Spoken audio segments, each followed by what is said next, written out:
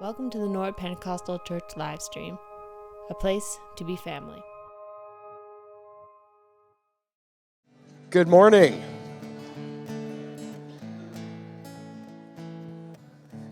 I think I need a louder voice. It's not the problem with this, because Jamie's going to come up in a minute, and you're going to probably have to turn him down. It's just me. Welcome this morning. It is good to gather with you. We know the weather this morning is really nice, and it's tempting to be out there, but we're glad you've chosen to be with us today and to celebrate Jesus together. A couple of things. Jamie's going to come share an important announcement about the Havelock Center. Just want to take an opportunity to welcome you. If you're visiting here today, my name is Larry. I am the lead pastor here at NPC. You probably want to know a couple things about our building as you sit here among us. Mainly, the washrooms are just down in this hallway here. Accessible washrooms are over here.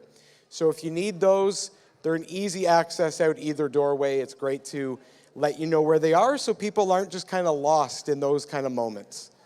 We also have a couple of things going on this morning. As you came through the doors, you'll notice that there were plates there with our communion elements, the prepackaged ones.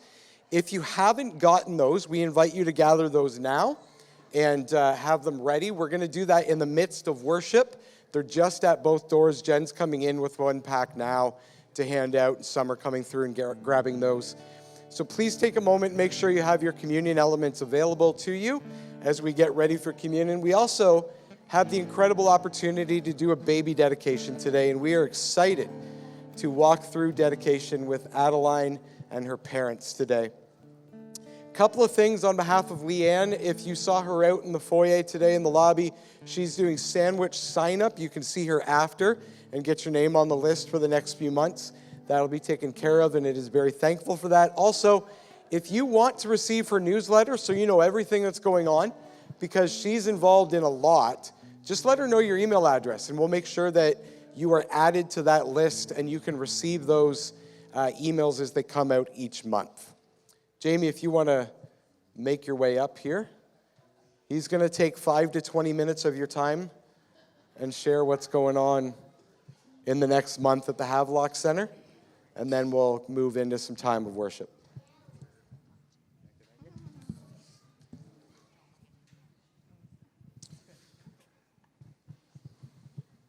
All right. Can everybody hear me? Absolutely.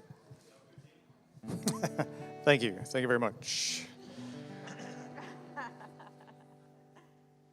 Okay, so as far as the Havelock Center goes, I just wanted to give a little bit of an update about what's been going on, and what's going to be going on. We are once again planning our one-day fundraiser at the Havelock Center for our Havelock Families Connect program. And we're looking for our church family to partner with us in this ongoing ministry at the Havelock Center. The ministry at the Havelock Center has, over the past little while, become twofold. And I want to try and explain this because some people have been a little confused about what goes on at the Havelock Center and how it works. So I'm going to describe it in two ways. The first way is our faith-based ministries. And they continue to grow with evangelism as the goal. These ministries are funded entirely through the church budget. So when you come to the meeting and they talk about the Havelock Center and the budget and what goes to the Havelock Center, that's paying the bills, right? That is our faith-based ministry. So anything that falls under faith-based ministry, our men's group, our ladies group, our alpha stuff, all kinds of stuff like that, that falls under the church budget. Okay, so what I want to talk about is the Havelock Families Connect. Okay, so that is our second part of the twofold ministry at the Havelock Center. These programs are funded basically entirely by our fundraiser and by donations, above and beyond what the church actually budgets for the Havelock Center. Okay, clear as mud? A little clear? Okay, so last year for our fundraiser, we set a goal of 100 donors. And we were hoping to raise around $12,000, and that would budget our whole year for the Havelock Families Connect program. We ended up having 48 donors, but our total was just a little over $20,000. Okay? Absolutely. So this gave us the ability to say yes to so many opportunities. It allowed us to move quickly on certain time-sensitive situations where without the funds in place already, we would probably have to say, well, just wait and see if we can get the money in, and then we go. No, we didn't. We had the money there, and when certain things came up, we were able to say, yes, absolutely, we can do that. We were able to set a budget for our programs to ensure that anybody that wanted to participate in any of these programs were able to. Right, so that's huge. We were also able to have gift cards for food and gas on hand so that an emergency came up, we were able to say, yes, absolutely, come on in, grab this, whatever you need, right? So we had a busy and very successful first year. We've been pretty much a year for our Havelock Families Connect program, and this is kind of some of the places where that money went. So we either paid for, or we subsidized, or we bought food for, or something like that, for a babysitting course, a home alone course, tutoring lessons, music lessons, cooking classes for kids, after-school children's choir, computer literacy classes. Career Edge came in and did seminars for interview skills. Peterborough Family Resources Center came in, and they had for kids Curious Connection program and baby massage programs. 5 counties came in and were there for the whole summer for speech and language and occupational therapy. There was 2 teachers that came in every week for like 6 hours. 3 hours. We had gardening workshops. We have parenting seminars, intentional parenting video series. Our food hampers and our Christmas hampers and gifts was huge this year. The numbers on that are crazy, and they just keep getting more and more. We help out with the breakfast program at the school, cereal distribution. We were able to give cereal to the Salvation Army, the Youth Emergency Shelter, the food bank, and we sent 2 big loads of cereal to Haiti and 1 to Ukraine also. Oxford College came in and did a PSW course, Info Night, Meet Your Needs, clothing distribution, summer reading support program. We jumped on board with the Fire and Ice Festival and helped them out, and we will be going to celebrate Havelock this next weekend. Okay, deep breath. The newest endeavor that fits under the Havelock Families Connect umbrella is a program called Second Harvest.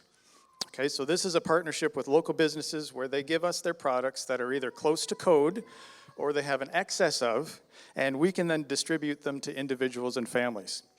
The aim for this program at that level is to keep good food and usable products out of the landfills. Not so much for us, right?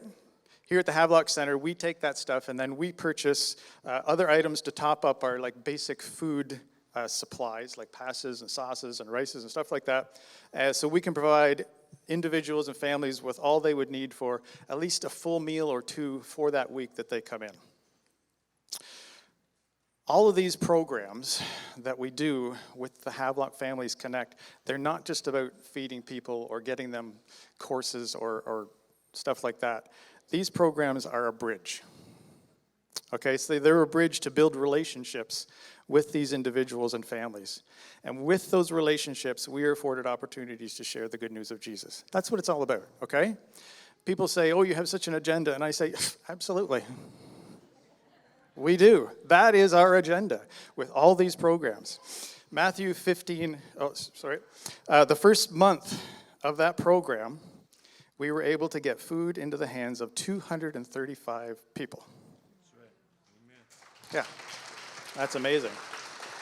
And we were able to send boxes of individual food items with Leanne up to help out our friends with the street level advocacy group too. So it's just kind of going huge. We have 3 freezers now at the center that we just keep full all the time, and people coming and going all the time. So, but I just wanted to share a scripture with you that we found and we thought just fits so well with this, and it's Matthew 5:16. And it says, now that I have put you there, on a hilltop, on a light stand, shine. I'm going to read that again. Now that I have put you there, on a hilltop, on a light stand, shine. Keep open house. Be generous with your lives. By opening up to others, you will prompt people to open up with God, this generous God in heaven. Yes, absolutely. We have an agenda at the Havelock Center. I'm not ashamed to say that. So, all that being said, we are right in the middle of this fundraiser to keep this program rolling. We're asking you to partner with us to make this happen. Join us in donating one day to the Havelock Center. What does that mean? So whatever you would earn in one day, that's what we're asking you to donate to the Havelock Center. All right? If it's $10, we'll take it. If it's a day's worth of pay, if it's a week's worth of pay, if you want to give just $10,000, we'll take it too. All right? But we just thought one day in May sounded so good. We have these little envelopes that we put together. It has all the information you need. It's got a kind of a little history of what's been happening with the program. It's got all the information about our fundraiser, which is coming up on June 3rd. We're closing off the street at the Havelock Center. We're having a car show. We're having food, live music, line dancing, and a dunk tank. And so if you would like one of these packets, it tells you all about how you can donate and stuff like that. We would just love to have our church family partnering with us for this ministry. Thank you.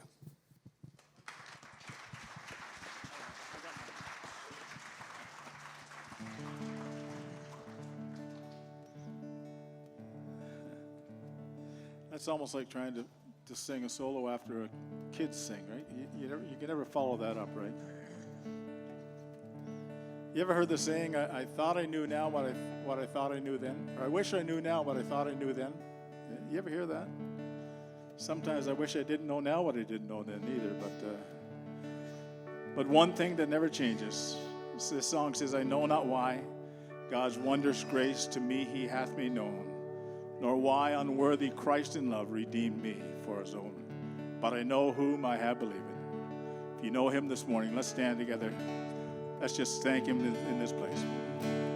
I know not why God's wondrous grace to me he hath made known, nor why unworthy Christ in love redeemed me for his own. But I know I have believed and am persuaded that he is able to keep that which I committed unto him against that day.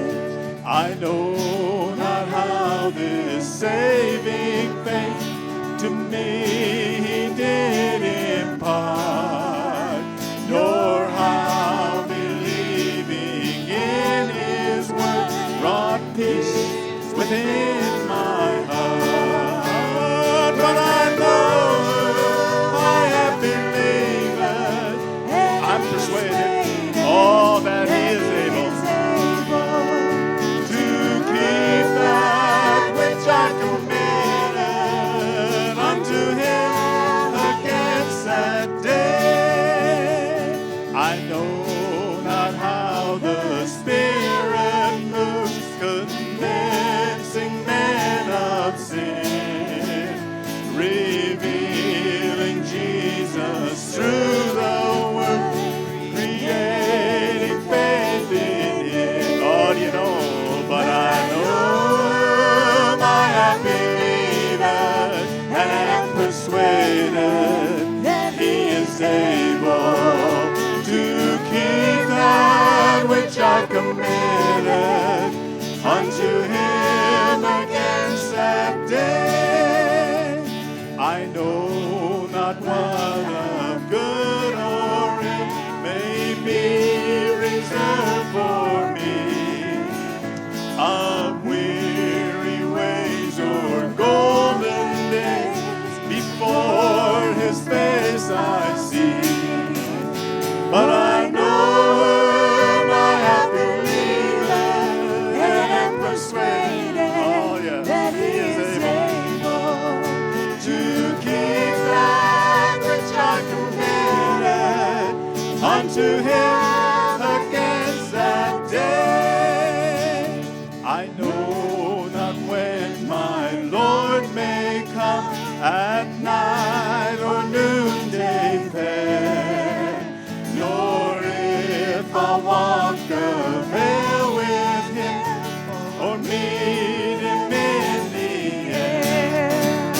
But I know I have believed, I'm persuaded, all he is able to keep that which I've committed unto him against that day. But I know I have believed and I am persuaded that he is able to keep that which I've committed unto him against that day. But I know I have believed and am persuaded that he is able to keep that which I've committed unto him against that day. Do you believe he's able this morning? Whatever is on your heart this morning, he is worthy this morning.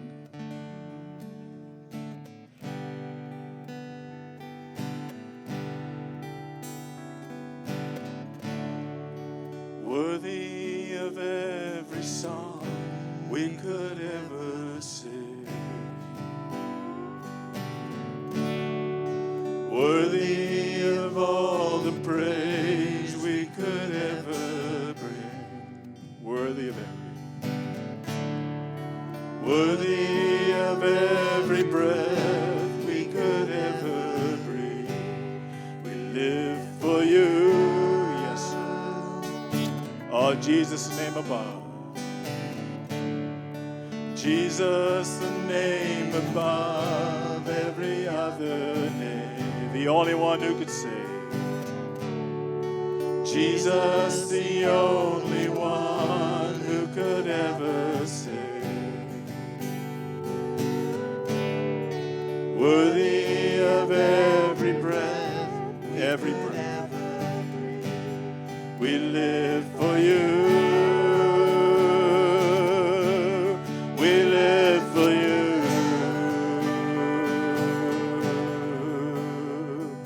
Holy, there is no one like you. There is none beside you.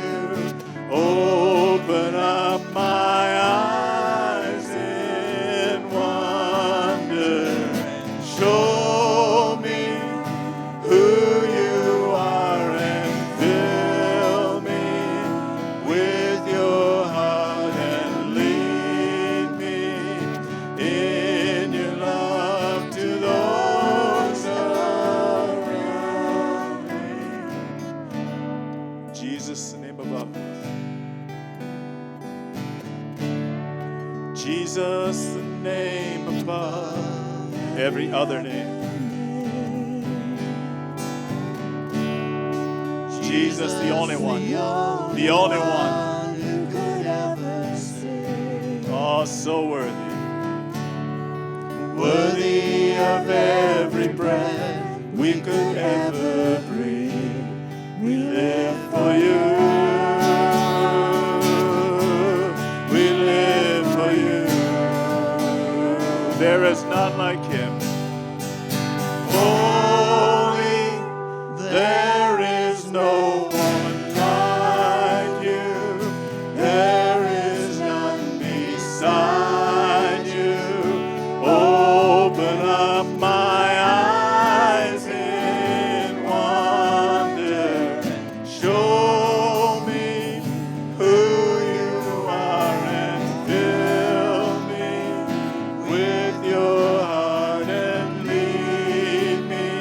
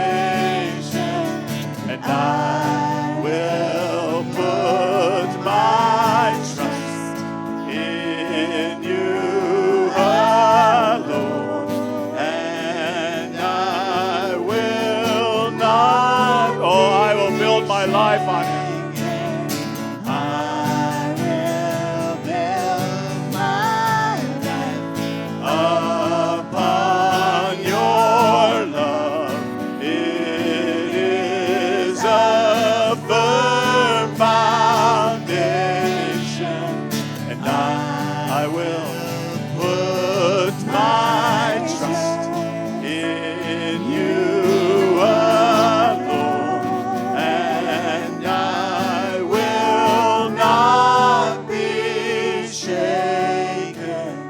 Holy, there is no one like you. There is none beside you. Open up my eyes in wonder. Show me who you are. Oh, fill me with your spirit this morning. With your heart and lead me in your love to those around me, and I will build my life upon your love. It is a firm foundation. I will put my trust in you alone, and I will not be shaken.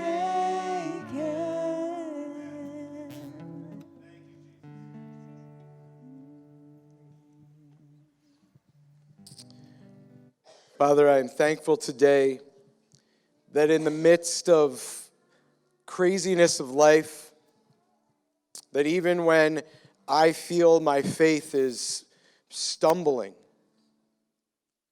that I can return to you, that I can build myself in you, that in everything the world would throw at me, if I am anchored in you, that there is always opportunity for rest, for peace, for joy to come in the morning. There's opportunity to know your incredible presence. As we move into sharing communion today, Lord, I thank you that your presence has gone before us, that you have rested in this place, that you are here to meet with each and every one of us. We bless you in this, in Jesus' name. Amen. You may be seated.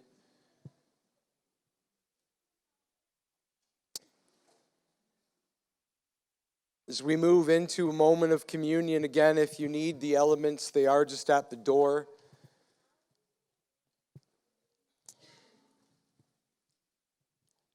Thank you for all of those who take that opportunity to celebrate with us. This is an open table. What that means for us is that communion is available to any, regardless of age, who have confessed that Jesus is Lord. So if you are here and you are just in that place where you know that God is a part of your life, that you have come in repentance, you are welcome to celebrate communion with us and to have this moment to remember the sacrifice of Jesus.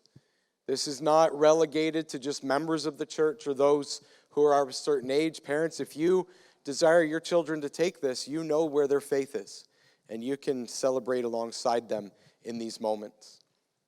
I'm going to read a familiar passage to many. Those who gather with us know I read this every month, almost every month. In 1 Corinthians 11, it says, "For I received from the Lord that which I also delivered to you. The Lord Jesus, in the night in which he was betrayed, took bread. When he had given thanks, he broke it and said, 'This is my body, which is for you. Do this in remembrance of me.' In the same way, he took the cup also after supper, saying, 'This cup is the new covenant in my blood. Do this as often as you drink it in remembrance of me. For as often as you eat this bread and drink the cup, you proclaim the Lord's death until he comes.'" This moment of celebration, of remembering the sacrifice of Jesus, is not done so as just a break in the middle of service. It's done to remind us the importance of what Jesus has done for us. So as you take the bread, you separate that prepackaged communion and you take that cracker. It's a reminder of the body of Christ, broken for you, pierced and bruised, beat before a crucifixion, that we could come in wholeness and know that by the stripes he received, there is healing available to those who come and ask. If you have a need in your body, I'm going to ask you, if you rise in faith and say, God, as I take this cracker, I confess my need, and I believe that you can move in healing. Can we do that together as we share? Let's share in faith.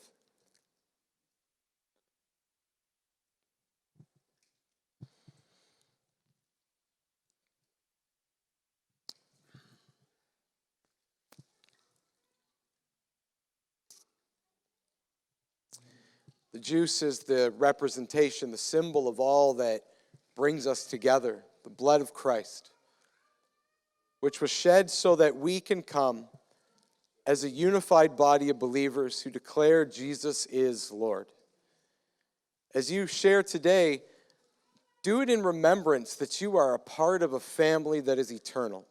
It doesn't end with your last breath on earth.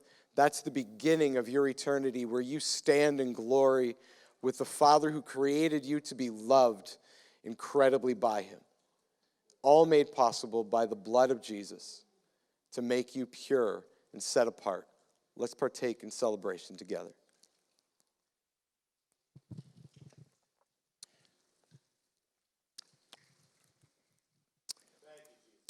Father, we thank you for communion, that we can come together and celebrate the remembrance of the sacrifice of Jesus. Lord, that you have your way here among us. As we continue to worship, Lord, move within this place. In your wonderful name. Feel free to stand with us. We're going to sing a couple more songs and go into the dedication. Our nursery and our preschool are open for any who want to take advantage of that as age appropriate to it, and we'll release our children just after the dedication for their ministries. Join us as we sing.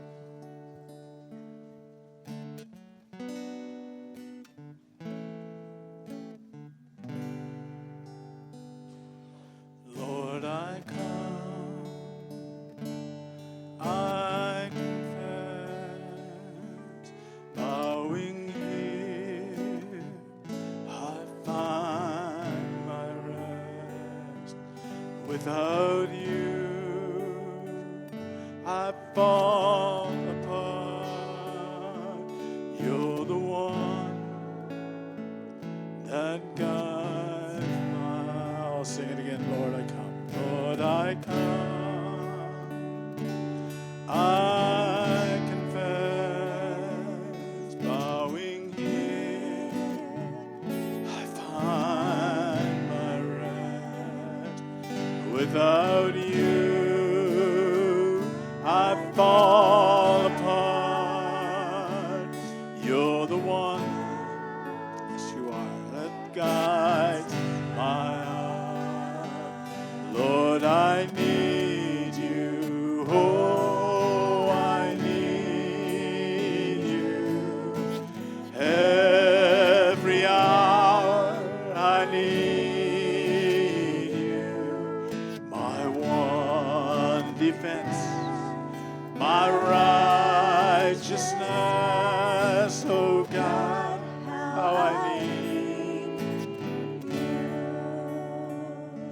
Sin runs deep, your grace is more.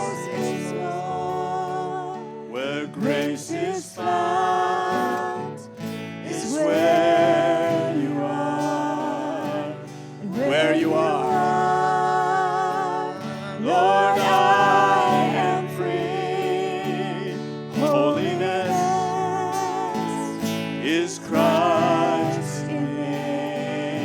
And where you are, Lord, I am free. Holiness is Christ in me. Lord, I need you. Oh, I need you. Every hour I need you. You're my one defense. You're my righteousness. Oh God, how I need you. Teach my song to rise to you. When temptation comes my way, when I cannot stand, I'll fall on you. Jesus, you're my hope and stay. And when I cannot stand, I'll fall on you. Jesus, you're my hope and stay. Lord, I need you. Oh, I need you. Every hour I need you. My one defense, my righteousness. Oh God, how I need you. You're my one defense, my righteousness. Oh God, how I need you. Every hour, every day, God, I need you.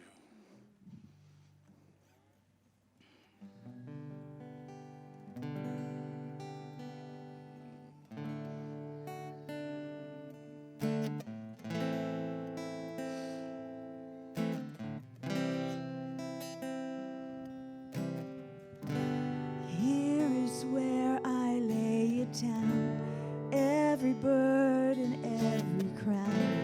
This is my surrender. This is my surrender. Here is where I lay it down, every lie and every doubt. This is my surrender. I will make room for you. Do whatever you want to. Do whatever you want to. And I will make room for you. Do whatever you want to. Do whatever you want to. Here is where I lay it down, every burden, every crown. This is my surrender.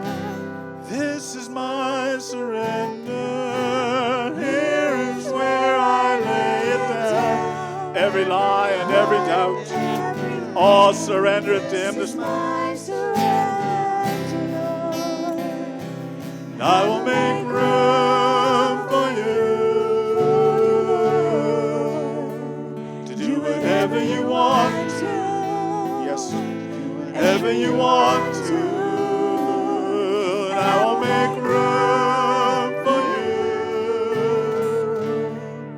Do whatever you want to. Do whatever you want to. And I will make room for you. Do whatever you want to. Do whatever you want to. And I will make room for you. Yes. To do whatever you want to. Do whatever you want to.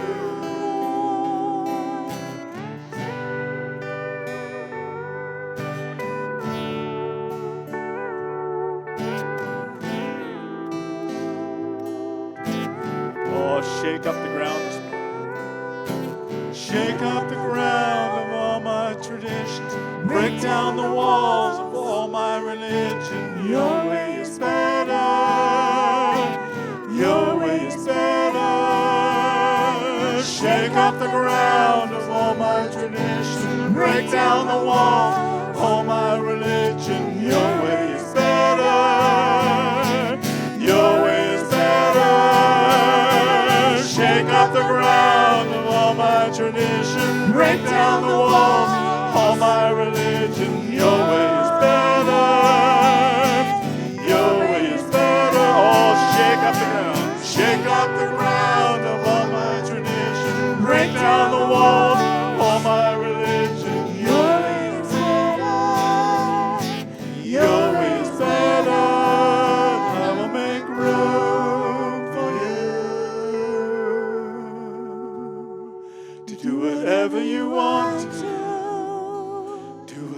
whatever you want to.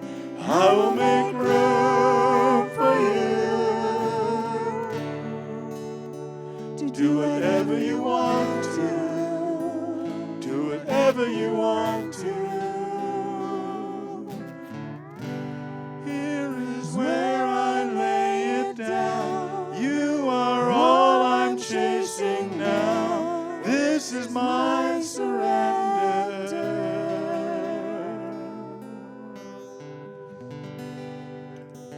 Then sings my soul,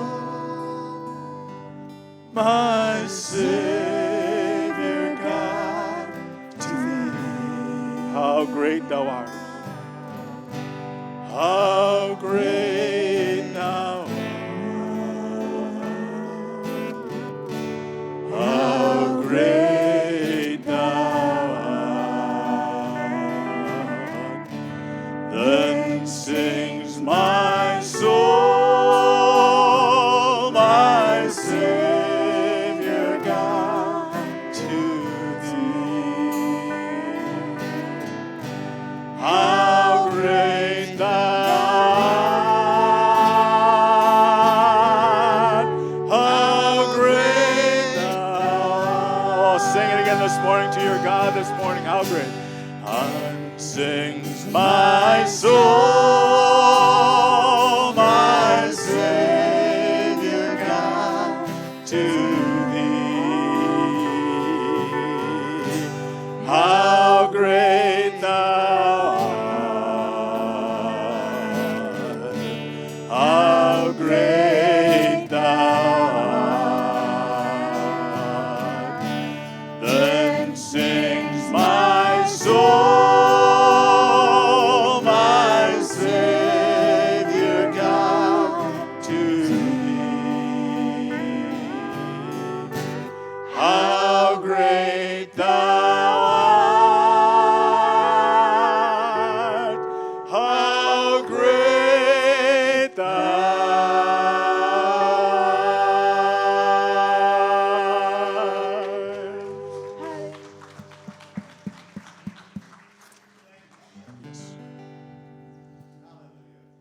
Thank you, Lord. It's always good to declare his goodness. Amen. You may be seated.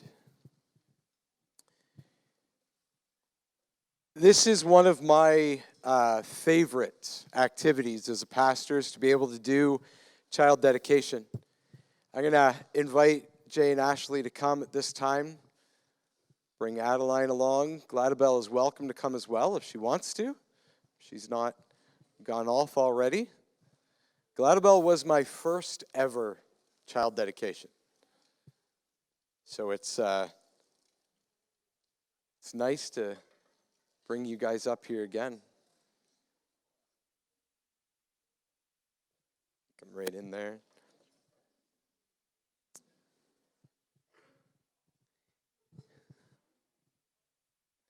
She was very happy this morning, and I'm told that's a normal thing. So we'll see if that changes as I hold her for a few moments. Normally it does. It is important that we take these moments for child dedications as a church, because as the church, we are accountable to each other to join alongside parents and to ensure that their children are encouraged, that they are raised according to Scripture, that they are brought alongside those of faith to know who we are, to know who God is, to not leave parents on their own and say, well, you raise your child and we'll come along when they're in their 20s, but to do so early on and to ensure that they have the support they need and that the child does as well. Jesus called the children to him and blessed them as a symbol of what we are to do, to bless the children as they come into our congregation, into our gathering, into our family, as we are extended by faith, and to bless them. We have a couple of statements to go through, and then we'll pray over Adeline and the family. Jay and Ashley, by coming forward before God and his people, do you hereby declare your desire to dedicate yourselves and Adeline to the Lord? If so, please respond by saying we do. And having come freely, I ask now that you enter into the following commitment in the presence of God and his people, so that Adeline may walk in the abundant life that Christ offers. Do you, Jay and Ashley, vow by God's help and in partnership with your church to provide Adeline a Christian home of love and peace, to raise her in the truth of our Lord's instruction and discipline, and to encourage her to one day trust Jesus as her Savior and Lord? If so, please respond saying, "We do." I'm going to ask the congregation to stand again at this time. It's a day of exercise for you. So I ask the church to make a vow as well. There's a proverb that says it takes a village to raise a child. Parents have first responsibility, but parents need the help and support of their community. So my question now to you, by being present in God's house today, do you hereby declare yourselves to be the children of God because you trust in Jesus alone for the forgiveness of sins and the gift of eternal life? If this is true, please respond by saying, "We do." Having come freely, I ask now that you make the following commitment to those who stand before you, so that Adeline may walk in the abundant life that Christ offers. Do you vow by God's help to be faithful in your calling as members of the body, to help Jay and Ashley be faithful to God, and to help teach and train Adeline in the ways of the Lord, so that she might one day trust Jesus as her Lord? If you accept this responsibility, please respond by saying, "We do." We do. Okay, please remain standing. I'm going to attempt to hold her and pray. Hello. Hello. How are you? Oh, she wants the microphone already. Well, let's pray. Join me. Father, thank you for Adeline. Thank you for Jay and Ashley. Thank you for Gladabelle. Thank you for this commitment of the family and those gathered here, family and extended family of faith, to bless her, to commit to raising her in your ways, to come alongside each other in support and encouragement, so that your name be lifted high in her life, so she may one day accept you as Lord and serve you in full commitment. Lord, we commit to each other to do this and to come alongside Jay and Ashley in support and encouragement as they raise their daughters, to love them and to be beside them. We bless you in Jesus' name. Amen. Amen. Oh, she cried giving back. Interesting. Why don't you take a moment, celebrate with them. We're going to do another song just before as we transition to the sermon. We'll invite our children to be dismissed out the back doors, please, and off to your ministry moments this morning. Let's celebrate with Jay and Ashley and the family.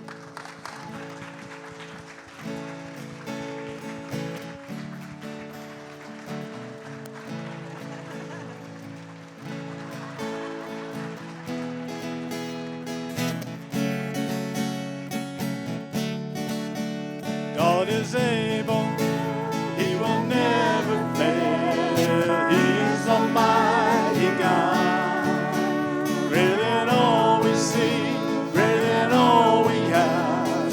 He has done great things. Lifted up, defeated the grave, raised to life. Our God is able. In his name we overcome.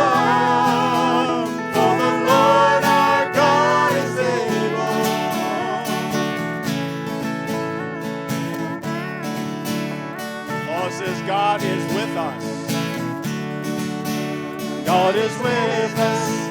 God is on our side. Oh, he will make a way. Far above all we know, far above all we hope. He has done great things. Lifted up, defeated the grave, raised to life. Our God is able. We overcome, for the Lord our God is able.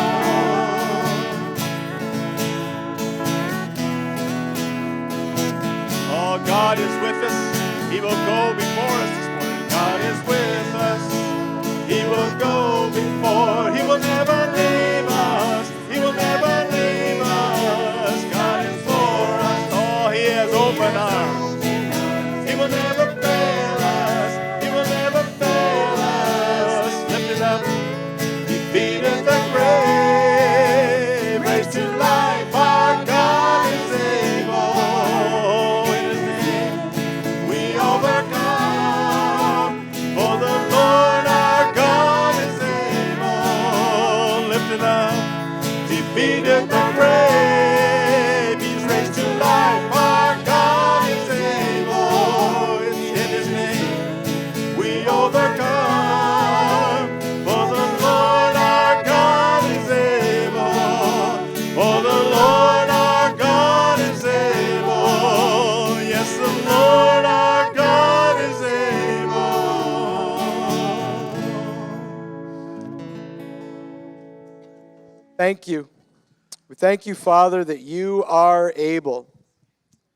Lord, as we go into the Word and as we talk about how you are the God of the impossible, that in you impossibility is nothing, would you remind us of that? Even as we come face to face with the things that we have said you can't do. God, be in this place. In Jesus' wonderful name, amen. Amen. You may be seated. Just quickly as the team makes their way down, if you haven't had a chance to grab your bulletin, your calendar for the month, they are just on the tables outside the doors.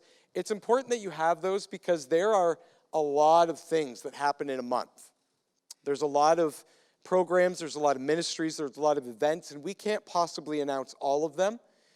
We didn't make a big deal about the fact that this Saturday coming, there is a shower for Nick and Megan, so that's an opportunity to come and celebrate. On Tuesday at 10:30, there is adult fellowship. Tomorrow night at 7, there is a study group. Wednesday night is family night. There's a lot. So we need you to grab a calendar and keep track of how things are going and where you want to be involved, because that is your best opportunity. Otherwise, I'm going to be up here for 20 minutes telling you about our week, and then we'll start things. So please make sure you grab a calendar and kind of track along with us. It's good to be able to celebrate together and come alongside as we do different things.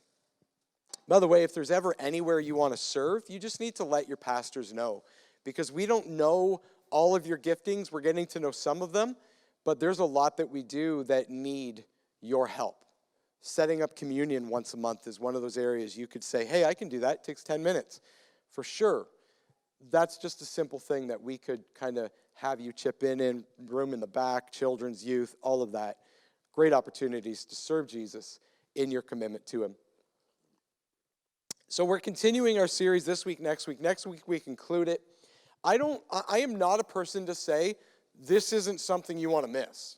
Like, don't miss it, right? Some people say it a lot. I don't say it. Really, I don't.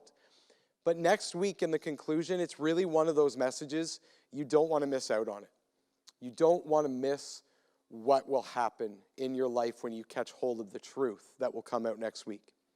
Really, last week and this week are important as well. If you didn't watch last week, it would be important to catch it online. It's on YouTube. You can watch what went down last week, what we talked about, because this week we'll build on it. So we'll get to this. You were here last week. You know what it is. It's changed. Those of you who haven't, if you're visiting or if you missed last week, this will be new to you, and that's okay. But we'll show you what that is. So today we're continuing in this Impossible is Nothing series. We're going to go to the book of Daniel. One of my favorite stories about God overcoming the impossible. I referenced it last week. We're going to walk through it. We're going to read the entirety of the chapter. So it'll be something for you to track along with as we go. It's going to be Daniel 3. Daniel in the Old Testament, pretty much about halfway through your Bible, depending on how big your font is. It's pretty close to the middle of mine. Maybe a little bit more towards the back end. As we read through the text today, I want you to pay attention. We're going to pause 3 times. 21 verses in, a couple more verses in, and then at the end, to talk about three themes within here that those who were mentioned had to come to grips with, things that they've faced. And so we're going to walk through them, the impossible situations they end up in, and pause there to walk through what that looked like in their lives. So we're going to start at verse 1 and read to verse 21 to start. It's not on screen, so if you don't have a Bible with you, make it a practice to bring it. It's good to know where things are, and if you have it on your phone, it's not hard to scroll down and find it. So, Daniel 3, verse 1. King Nebuchadnezzar made an image of gold, 60 cubits high and 6 cubits wide, and set it up on the plain of Dura in the province of Babylon. He then summoned the satraps, prefects, governors, advisors, treasurers, judges, magistrates, and all other provincial officials to come to the dedication of the image he had set up. So the satraps, prefects, governors, advisors, treasurers, judges, magistrates, and all other provincial officials assembled for the dedication of the image that King Nebuchadnezzar had set up, and they stood before it. Then the herald loudly proclaimed, "Nations and peoples of every language, this is what you are commanded to do. As soon as you hear the sound of the horn, flute, zither, lyre, harp, pipe, and all kinds of music, you must fall down and worship the image of gold that King Nebuchadnezzar has set up. Whoever does not fall down and worship will immediately be thrown into a blazing furnace."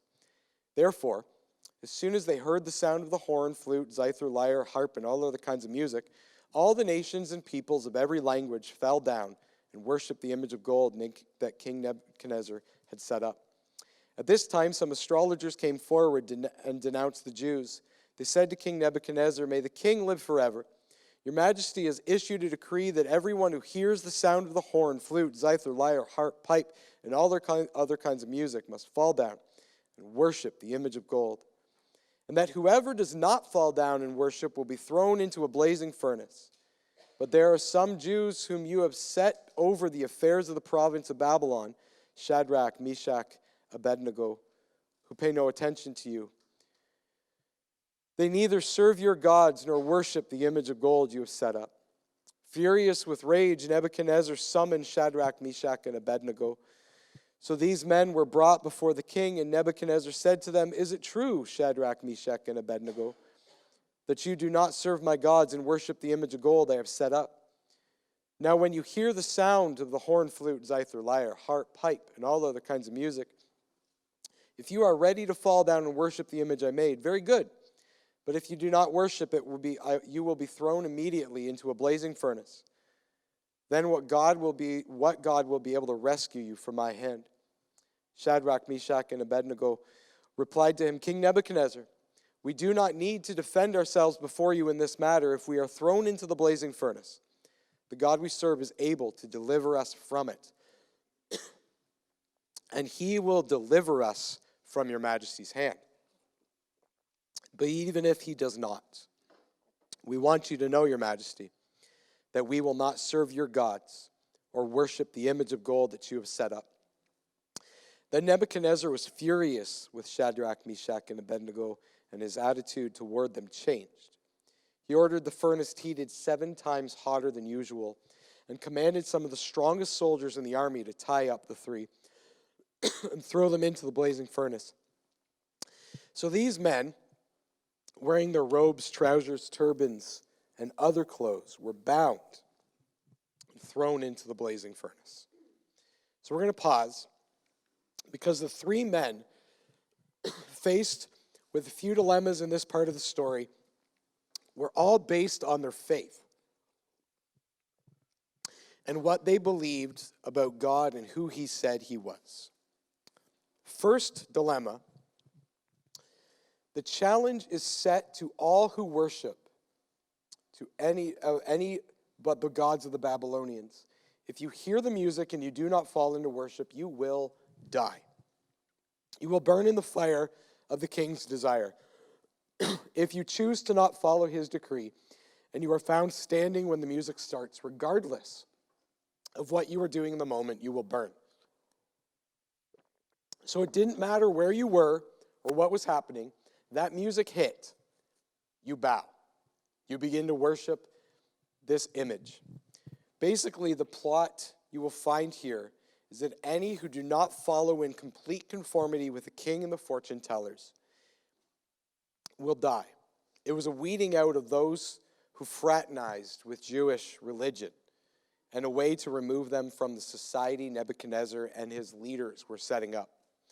The fortune tellers saw people who worshiped the God of Israel as a curse to their lives and religious belief.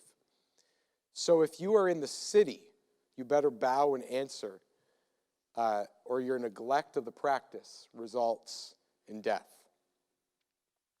The second dilemma is that they were told basically to lie about their faith. Worship the idol or burn. Lie about what you believe, or you die. Denounce your faith. Lie to me if you have to, and I'll go to the idol and bow before it for you in harmony of the rules of worship. Nebuchadnezzar was just looking for a way for these three to say, I agree with you in fullness, even if I have to lie about it. He didn't use those words, but that's really the heart of the matter. Do you disagree with the God that I have set before you? The three say, yes, we do. We will not worship it. The heart of the matter is, it doesn't matter what you say right now, just tell me that you will worship this idol. And I don't have to have you thrown in the fire. Be like your Babylonian friends and brothers. Stand at the base of the statue. Be like the rest of us. Their third dilemma, no one can save you. Your God can't rescue you. What God can save you from a blazing furnace, Nebuchadnezzar says to them. They say, it doesn't matter. Our God will save us from your hand and from your furnace. And if he doesn't, we still will not worship your gods. Threatened with a very real knowledge that they would burn in the furnace heated 7 times hotter than normal, they needed to make a decision. Would they bow to the king and his idols, or would they stand for their faith and have their lives taken from them? Something to point out is the fact that it's being heated 7 times hotter than normal means they've used the furnace already. This is not new to the people that are getting ready to put them in. That furnace has had people within it. Now it's being heated 7 times hotter. Let's read the next few verses. 22 says, the king's command was so urgent and the furnace so hot that the flames of the fire killed the soldiers who took up Shadrach, Meshach, and Abednego. And these 3 men, firmly tied, fell into the blazing furnace. Here in the story, they have secured the 3. They've bound them tightly, and those who would throw them in have now died from the heat of the furnace. They're not even in the furnace. They've died from it. The answer to the king's question, will you worship our God, is no. We will not worship the idol. We will not lie about our faith and denounce it. We will trust that God will deliver us. It is not okay, Nebuchadnezzar, that you ask us to worship this statue, to go before this idol and bow before it. We will not do so. We do not stand by your religion. We stand by our God. Impossible is nothing to him. He deals with us every day. He will save us from your hand. We will not renounce our faith. They look at him basically and say, you make a good point. It's valid. You want us to bow before your God, your statue, your idol. But we don't want to do that. In fact, we won't do it. We make no error in our judgment. We do not stand here and think that we're going to second guess it. We stand in the knowledge that the God of our ancestors is higher than all others, that he does not compare to your statue, and your furnace has no bounds on us. I imagine the king was very enraged at this point of their defiance, wanting to kill them on the spot, maybe looking for the closest spear or sword to push through their chest. But he stays his course, prepares the fire 7 times hotter than normal, which challenges the faith of these 3 even more. Now who will deliver you? And their reply is simply, our God will. Our God will deliver us from your fire and from your hand. They've made the decision, nothing will cause us to back down. If it is your desire, then we will burn. It's at this point the king gets so angry that he probably shouts out words and curses their God. To take more of a focused interaction with the three men, I feel at the cry of faith the men make that the king would shout out, impossible. Our God will save us from your furnace and deliver us from your hand, your majesty. Impossible. Nothing can save you from this furnace. It's now 7 times hotter than I have ever had it made. No one can save you. He does this because no God had ever saved anyone from the furnace. Again, this isn't new. But in order to make sure that their God does not save them, 7 times hotter, let's keep throwing in the wood and the coal and anything else we can to make this thing hotter. People were executed in there frequently, never delivered from the bowels of smoke and flame. So now just Shadrach, Meshach, and Abednego pushed into the fire. God steps in the impossible and takes form into a way that we can recognize. Let's finish the chapter. 24.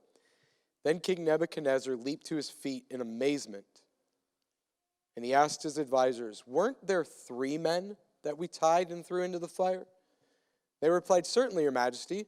He said, look, I see 4 walking around in the fire, unbound and unharmed, and the 4th looks like a son of the gods. Nebuchadnezzar then approached the opening of the blazing furnace and shouted, Shadrach, Meshach, Abednego, servants of the Most High God, come out, come here. So the 3 came out of the fire, and the satraps, prefects, governors, and royal advisors crowded around them. They saw that the fire had not harmed their bodies, nor was a hair on their heads singed. Their robes were not scorched, and there was no smell of fire on them. Then Nebuchadnezzar said, praise be to the God of Shadrach, Meshach, Abednego, who sent his angel and rescued his servants. They trusted in him, defied the king's commands, and were willing to give up their lives rather than serve or worship any god except their own. Therefore I decree that the people of any nation or language who say anything against the God of Shadrach, Meshach, and Abednego be cut into pieces, and their houses be turned into piles of rubble, for no other God can save in this way. Then the king promoted the 3 in the province of Babylon.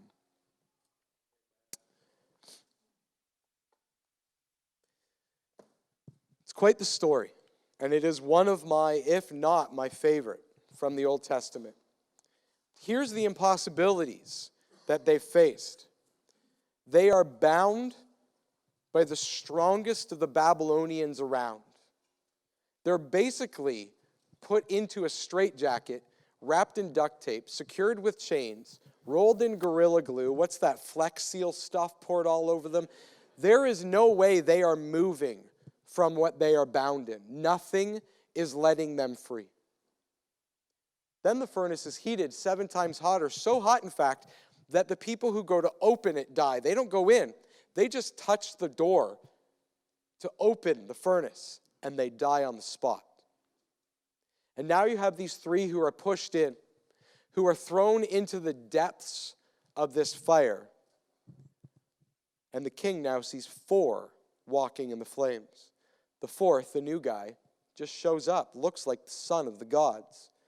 In this case, Shadrach, Meshach, and Abednego walk with the Son of God.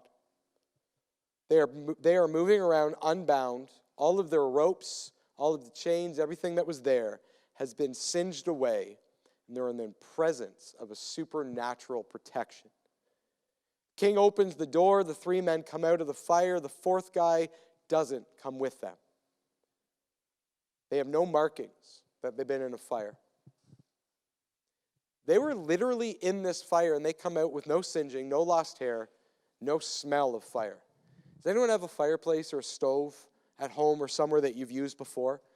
You know that starting that fire and stoking it and keeping it going, you lose hair on your arms. I've lost eyebrows from starting fires. in safe ways, not with gasoline, like doing it the proper way, still lost an eyebrow. You know that by running that fireplace, you smell like smoke almost instantly. You sit around a campfire for 5 minutes, you shower for 7 times, you still smell like smoke. They go in and they come out without any smell of smoke. They basically come out of this fire as if they'd walk through the fragrance aisle of the bay. You ever walk through there? And they come along, would you like to have would you like to try our newest scent? It's by Justin Bieber. And you're like, no, stay away. You know, you walk through there and it doesn't matter. You come out smelling like 9 different perfumes. It just happens. But they come out smelling fresh and there's no smoke on them. But the whole room smells like smoke. But not these 3. They took a stand for their faith. They believed in God's deliverance and they survived a fire only to see the king promote them in the province of Babylon, making their God untouchable. If you said something against their God, he has you cut up into pieces and fed to the dogs. Like, that's a brutal ending for words you utter. But Nebuchadnezzar makes it in such a way that you can't say anything against the Most High God of Shadrach, Meshach, and Abednego. Instead of bringing these things to God and saying, please take this burden and make it light,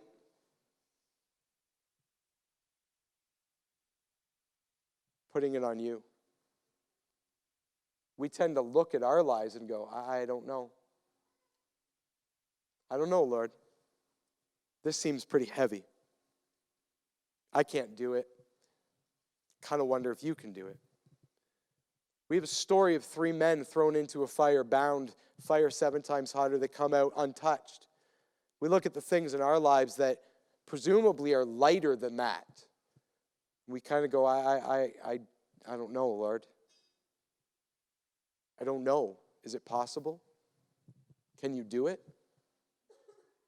At our AGM, we discussed the fact that we need to replace our roof. It's at the end of its life. It's leaking all the time. We've got plans. We've gone to the engineer. Good things coming. We'll let you know when we clear everything. It's going to cost money. It's human nature to sit there and go, Lord, I don't know. It's a lot of money. It's going to take a lot of time. And he's sitting there going, but it's my burden. And we go, but Lord, I don't know. I'm not sure, Lord. It doesn't seem possible. Far too often we take the stories of the Bible and declare them past. That was for a time. It just doesn't happen anymore. Or we look at the cost of following a God who makes the impossible your daily reality. Maybe we're just not willing to pay the cost. So we're going to take the last of this day and we're going to talk about us. We're going to talk about the wall.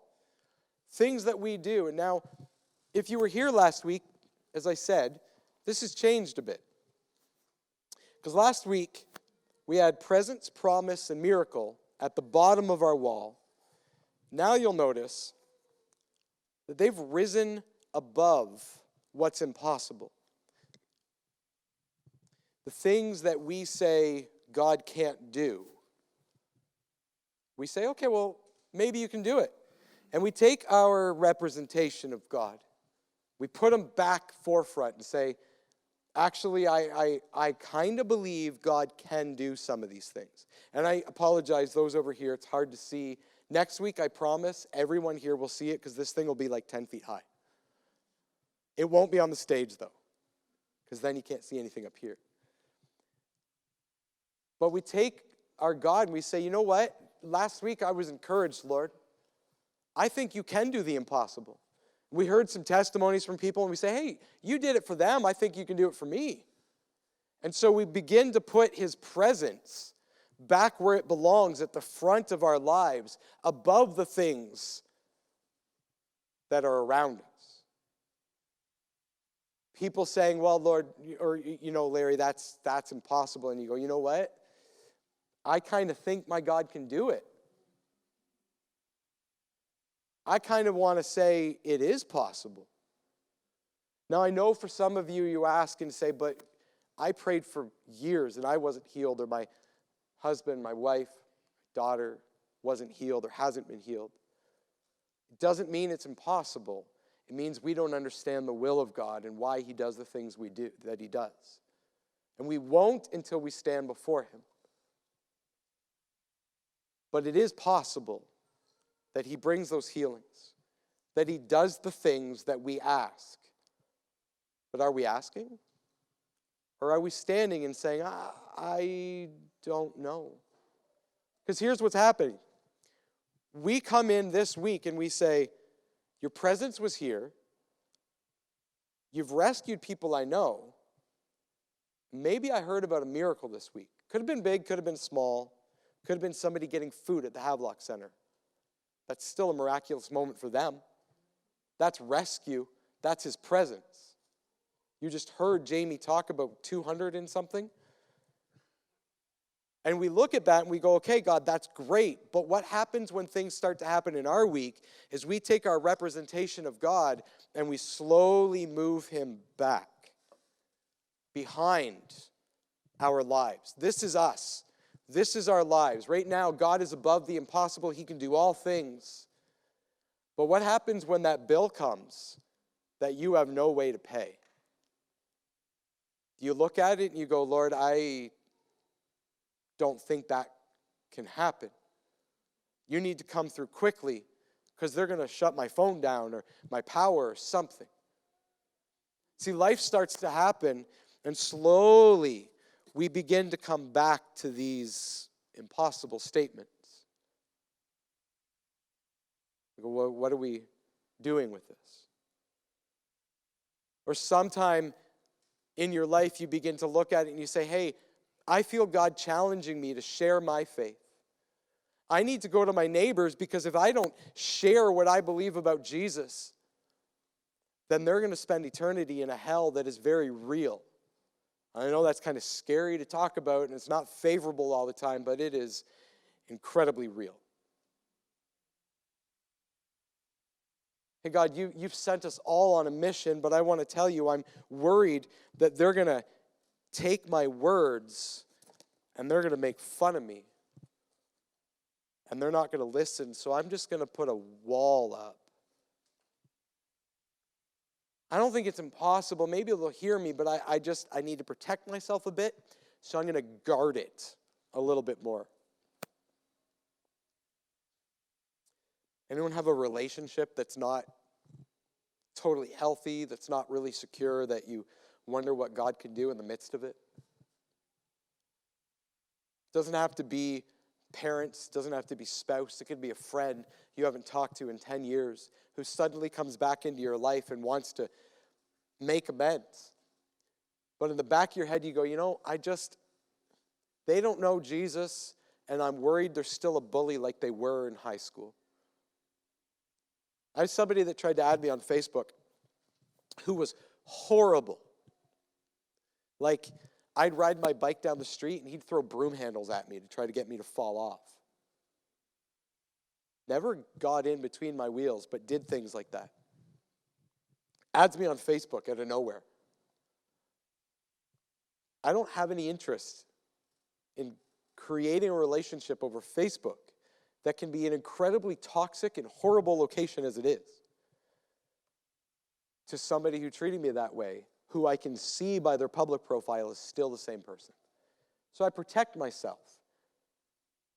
But in the back of my mind, I wonder, God, did I put a wall up? But there's other relationships. Maybe it's your parent. Maybe they're just not who they want to be, who you want them to be. And you put a little bit of a barrier there and you say, I don't want that relationship. I don't want to be in there. Now listen, I've said it from here before. If there is a dangerous relationship, it's not safe. Again, grace doesn't make a person a doormat. It doesn't require you to go back to danger. It requires you to say, I forgive you, even if I do it from a distance. But when there's not danger, let's say that your brother's just a jerk. Some of you can relate to that. What do we do with that? Well, Jesus, you can change all hearts and you can make them into people you want them to be, but my brother is horrible and I just don't think you can do anything with him, so that's impossible. And that's not going to happen. You know, we worry about our life. We worry about our wealth. We worry about the lack of our wealth. We worry about the things we surround ourselves with. We worry every day about our health, and we say, well, Lord, maybe that's not your plan to make me whole and healthy. You see what quickly happens? See, last week all we did was hide the cross, but what's happening this week is that if this is my life, suddenly my identity in Jesus is disappearing, and it's all becoming about the impossible.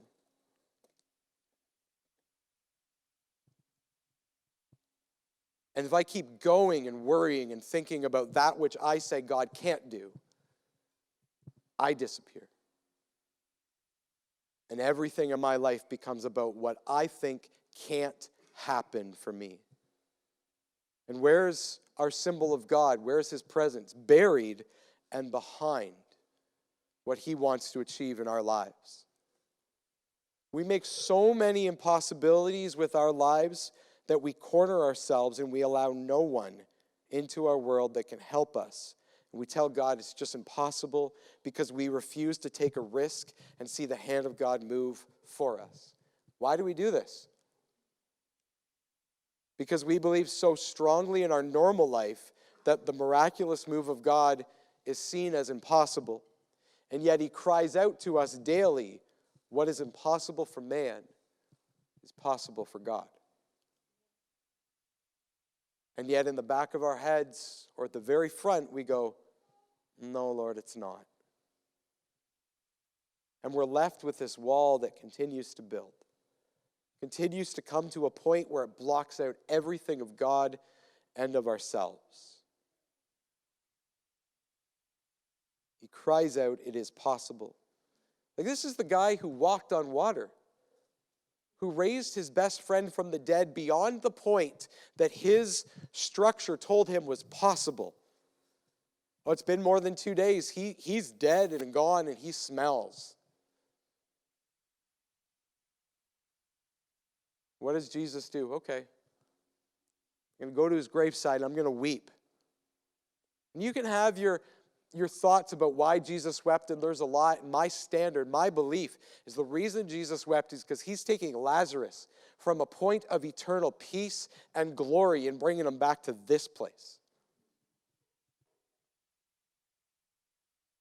And what did Mary and Martha say? What did they say? Oh, we'll see him in glory. No, Jesus, it's impossible. Can't bring him back. We won't see him again until we die.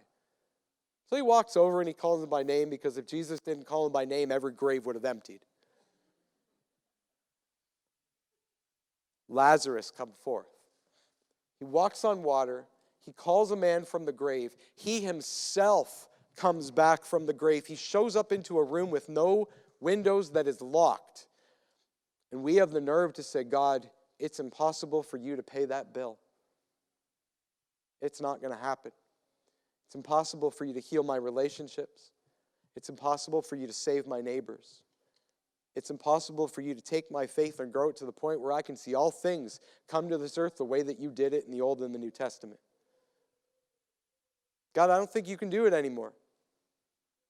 I know your word says you're the same yesterday, today, and forever, but let me be honest, I just don't see it. We make all things of God irrelevant and hide behind our wall of issues, unable to see who he is and what he is doing. And that's on us. What does he want us to do?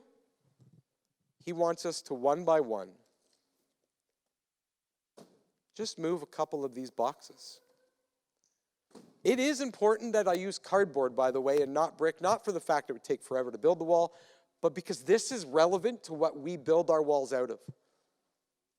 Flimsy, crushable cardboard. It doesn't hold much. And yet we think it blocks out all things. We tell God it's impossible. But he wants to bring us back to the point where these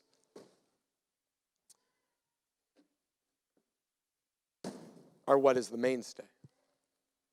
His presence, his miracles, his rescue. There's a lot more about him, but that's where he wants to bring us. I'm going to ask the team to come back. God is calling us to remove these boxes of impossibility, but I fear the church too often sees the call of Jesus and shrinks back on it. He told his disciples to take up their own cross and follow him. Jesus called them to take their cross before he took up his own. They knew exactly what he was calling them to because they saw people go to crucifixion every single day. Take up your cross, Jesus? Are you serious? They're going to die. He's not calling you necessarily to your death, but he's calling you to your submission. God, I give you my all. I abandon myself to you, to your glory, to your value, to your worth, to self-sacrifice. See, God didn't put the three into the furnace, but once they found themselves within it, they found themselves in the divine presence of Jesus. The impossible was in front of them, and God was all around them. That day they entered the furnace with no wall present. They never built one. From the get-go, they said, nope, God is able. That was an important song to sing before we get to this point. The impossible was in front of them, and they didn't build a wall. But in our lives, there is possibly a wall before you, and it's of your own making. Telling God his promises won't pan out, that he no longer does what he said he would always do. I will never be well. My debt will crush me. God won't rescue me from this struggle. No one sees me. I'm alone. I'm worthless. I have no hope. It's impossible. It's impossible. It's impossible. This wall is what you make it. Either we begin to hear him and pay the cost and tear down these boxes one by one, or we continue to add more and more height to it, shrinking back, far from the glory that God has bestowed to us. But the choice belongs to us. To hear his calling to life, or to choose a wall and hide behind it, blocking him out. As the team plays, I feel the instruction this week is the same as it was last week. To be where you are, to be still and hear the voice of God. To listen to him as he tells you which box to start with. Where do I begin, Lord? What do I start to remove first? Where do I start to trust you where I haven't when I walked in this room? Next week, there'll be a conclusion to show you how all of it is possible. But this week, the call that I feel the Spirit giving us is to be still and to start with one box. Father, I thank you that you have called us to courage and that you have given us the opportunity to start to chip away at our walls. Whether that be a wall of irrelevancy or impossibility, you have placed within us a standard of you that rises above all others. Father, sometimes we let things get in the way and we block you out. Pray today as you speak, as we are still, as we hear Doug and the team sing, that you would speak to us. Where do we start to remove these bricks? What box do we start with? As we are still before you, Jesus, have your way in our midst. In your wonderful name. Amen. You can stand, you can remain seated. As I said, just listen. to what the Spirit says.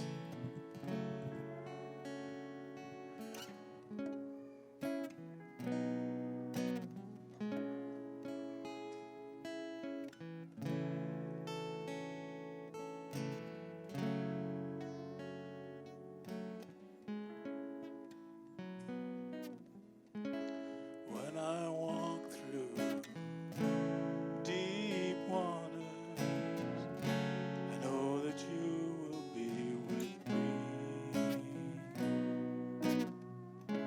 When I'm standing in the fire,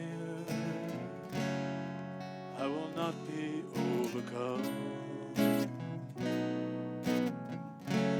Through the valley of the shadow, I will not fear. I'm not alone. I'm not alone. You will go before me. You will never leave me. I am not alone. I am not alone. You will go before me. You will never leave me. In the midst of deep sorrow, I see your light is breaking through. The dark of night will not overtake me. I am pressing into you. Lord, you fight my every battle, and I will not fear. I am not alone. I am not alone. You will go before me. You will never leave me. I am not alone. I am not alone. You will go before me. You will never leave me. You amaze me, redeem me, you call me as your own. You amaze me, redeem me, you call me as your own. You amaze me, redeem me, you call me as your own. You amaze me, redeem me, you call me as your own. You're my strength, you're my defender. You're my refuge in the storm. Through all these trials, you've always been faithful. You bring healing to my soul. I am not alone. I am not alone. You will go before me. You will never leave me. I am not alone. I am not alone. You will go before me. You will never leave me. I am not alone. I am not alone. You will go before me. You will never leave me. I am not alone. I am not alone. You will go before me. You will never leave me. You amaze me. You redeem me. You call me as your own. You amaze me. You redeem me. You call me as your own. You amaze me. Redeem me. You call me as your own. You amaze me. Redeem me. Call me as your own. I am not alone. I am not alone. You will go before me. You will never leave me. I am not alone. I am not alone. You will go before me. will never leave. You're my strength, you're my defender. You're my refuge in the storm. Through these trials, you've always been faithful. You bring healing to my soul. I am not alone. I am not alone. You will go before me. You will never leave me. I am not alone. I am not alone. You will go before me. You will never leave me. When I walk through deep waters, I know you will. I know you will. I know you will be with me. Because you hold my every moment. You calm my raging sea. You walk with me. You walk with me. You hold my every moment. You calm my raging sea. You walk with me through fire.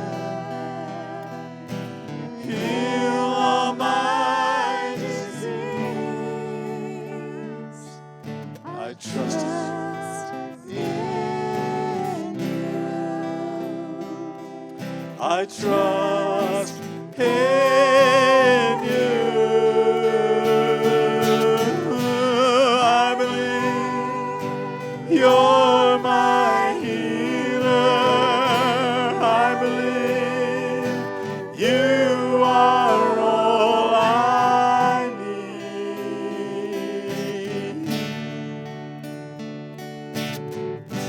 I believe you're my portion. I believe you're more than enough. More than enough for me. Jesus, you're All I need.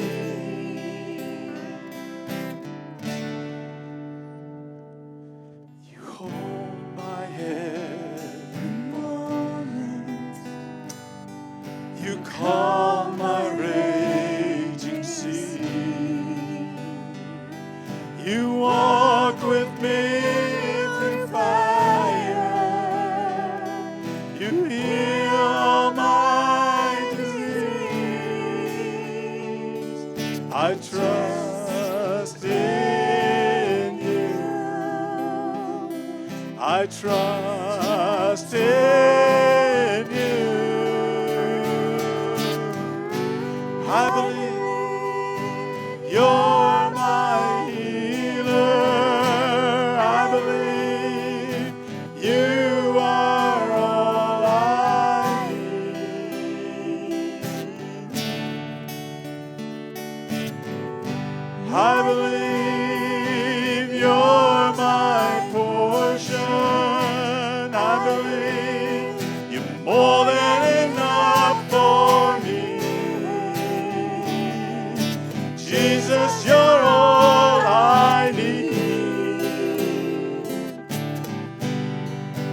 Nothing is impossible for you.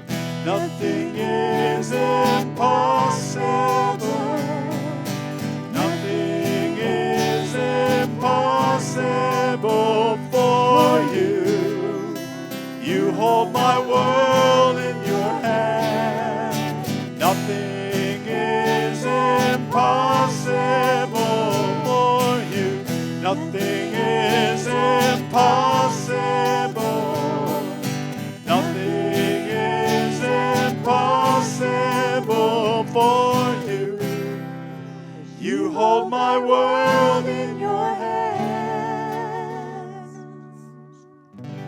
I believe you're my healer. I believe you are all I need.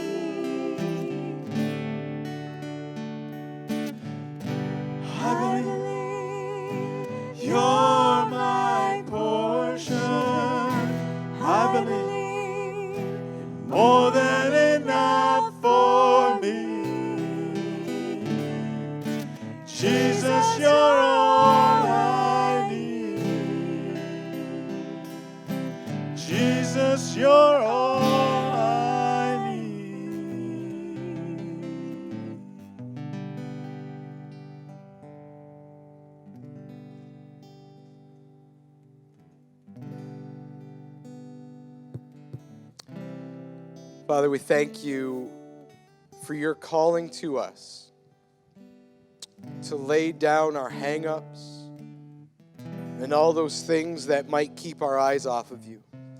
Pray this week as we go through celebrations and trials, everything life would throw at us, that we keep our eyes on you. We don't add to our walls, but we begin to tear them down. Father, we bless you today, and I pray that you would bless each one. The special measure of your presence today as they go and interact with others, that many would see the difference in their lives. They would recognize you shining through them. Father, we bring you thanks for all things in Jesus' mighty name. Amen. Thank you so much for joining us today. Hope you have a wonderful afternoon. It's warm out right now. It's going to rain in a bit, so get out in the sun while you can. Have a blessed day.